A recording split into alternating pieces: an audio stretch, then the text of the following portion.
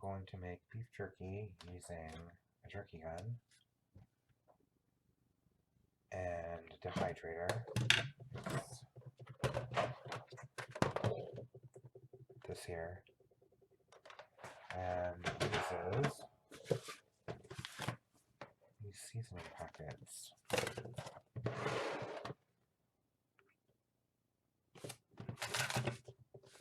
So, to get started here, this is just like around a couple pounds of lean ground beef.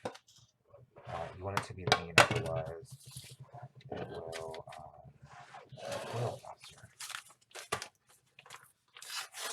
These are the seasonings. And this is the jerky here, which helps stop the bad bacteria from growing. I like to add just a little bit of water to this, just to help dissolve it before I mix it in here. And because I think it moves all around. And it's going to be dehydrated anyway, so it's all going to come back out, so it doesn't really matter, I guess, if these are... It might just take longer to make your product. Pour that in there, mix it around. Fairly easy to do.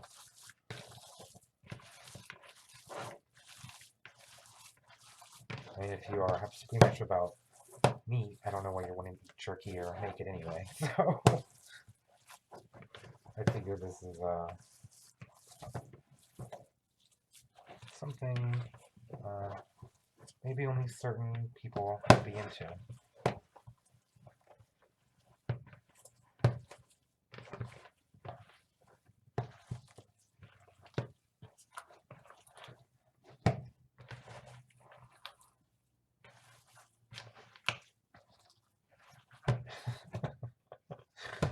This sounds disgusting, but hey, whatever. Now, we have the meat and the cure all mixed together. I'm going to use the gun here. So, let me wash my hands and get all this gunk off and be right back. Otherwise, it's going to be a mess everywhere before I can get finished. Okay.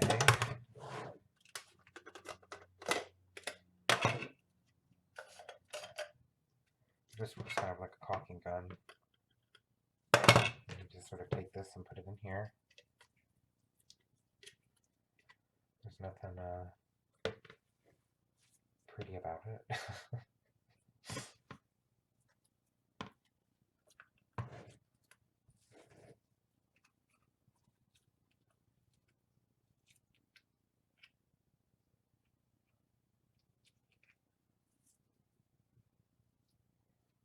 If anyone is squeamish about, oh yeah, my counter is clean. I use bleach and clean it before I cook things. And after, usually. If anyone is squeamish about using my hands to do this, whatever, I'm the only one that eats this anyway, so I'm not really afraid of my own germs. I'm going to eat this jerky with my hands.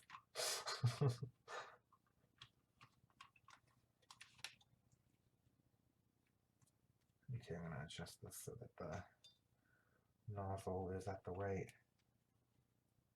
position.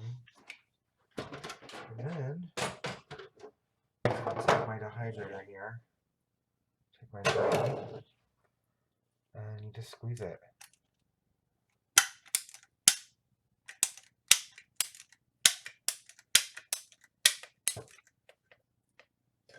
There. And just sort of squeeze it out and make like a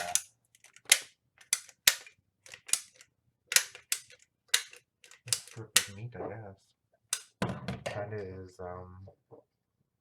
ooh, fell apart. I better be careful. Gonna have little pieces of jerky everywhere.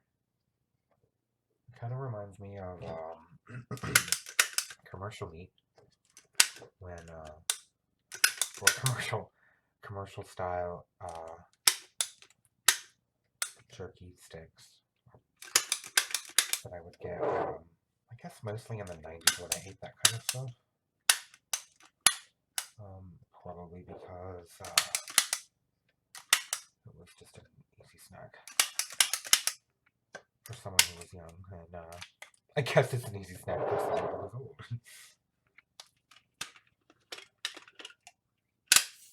So I just kind of pull that off of there, and then there's a little release button. So, there. And then you just keep doing it again. And do it over and over and over until all the meat is on here. Okay, I have 3 trays here of the jerky done here, and I'm going to use this other attachment that came with it. I know that usually you have like a casing or something you could slide on this. I don't know. I don't have anything like that, but I'm gonna use it anyway because I want to know what it looks like. I've done this many times, but I have actually never used this, so let's find out together what it's going to do.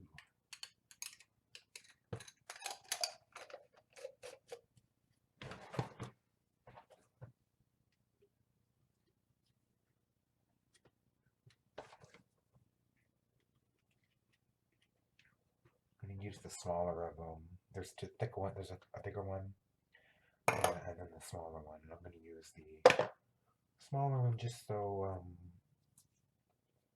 they're smaller pieces and they'll dry out, I think, a little easier, and along with this a little better than just being on their own. This looks like here. Okay.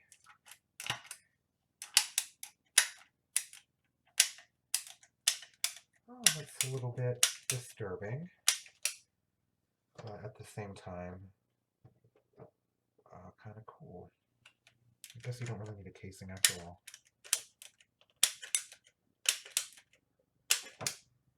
It makes little meat sticks just fine. Oh, that one broke. Oh, that one broke too. Okay, I better be more careful. I get too excited with the meat and it breaks apart. Oh. Okay. Oh, I guess that fits better anyway. Maybe I can put some of these little ones here. We'll gently mold it back together. Oh. I want it to jump out at me.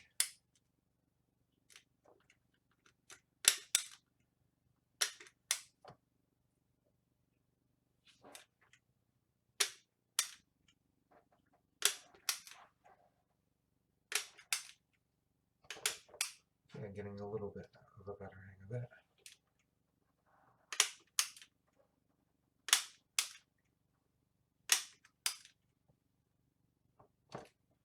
I don't know if I quite like the snack sticks here or the actual jerky, but I'm going to find out either way how it works. And I guess, so anyone that watches this video, okay, I'm not going to torture everybody or anyone that's watching by making them listen to that sound over and over again while I squish my meat out, so I'll be back. These are going to be circular sticks, but I got these all finished. They sit on this little bottom tray. It has these little points, like I guess, that kind of lock into the bottom of this and the bottom of the tray. I'm going to put the round ones or more toward the top. I know that it's supposed to rotate and we don't have to, it says.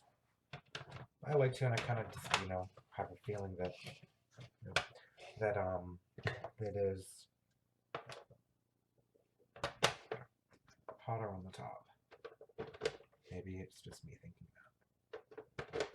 Okay, now that I have that all on there, wipe off any more of the gross ground beef pieces that all over my hands earlier everywhere. This is messy, messy, messy. Okay. And then you just turn it on. This has settings all the way here, which is where I like it. It has like meat, spices, herbs, fruits, crafts. I don't know what crafts would be, but it has one on there. But I'm turning it all the way up. It is 71 Celsius, 160 Fahrenheit. And then you just sit on the top.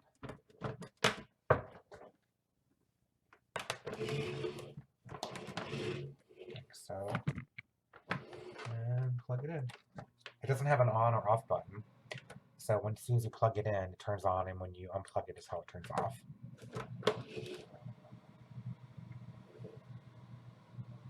But I will just turn that back on and leave it plugged in for,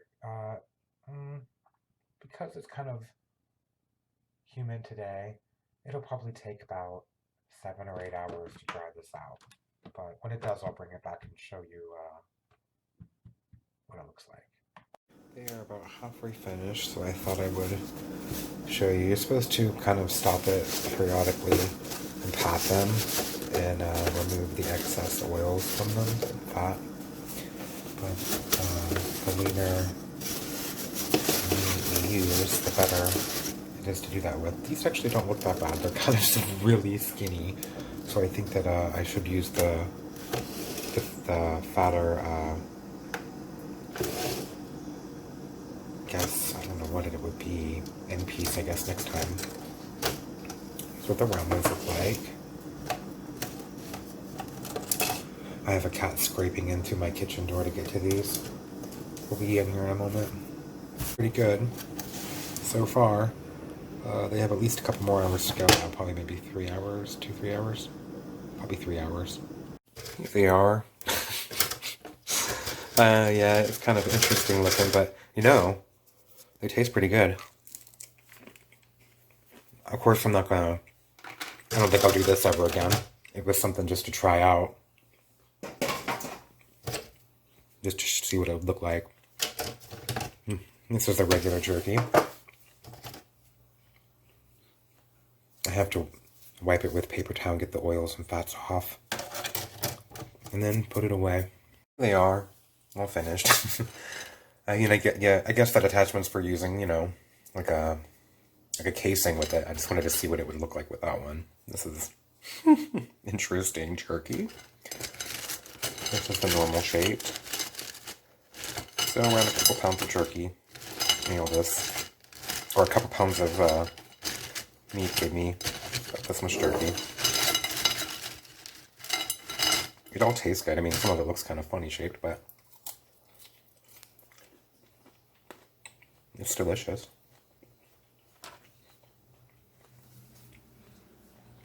Anyway, if you want to make jerky and you have a dehydrator or thinking about getting one of those jerky kits or something, this is kind of what you should expect from it. It's not really hard. It's actually really easy. Something to do. It makes your house smell interesting. My cats love it. They've been freaking out thinking that it's time to eat.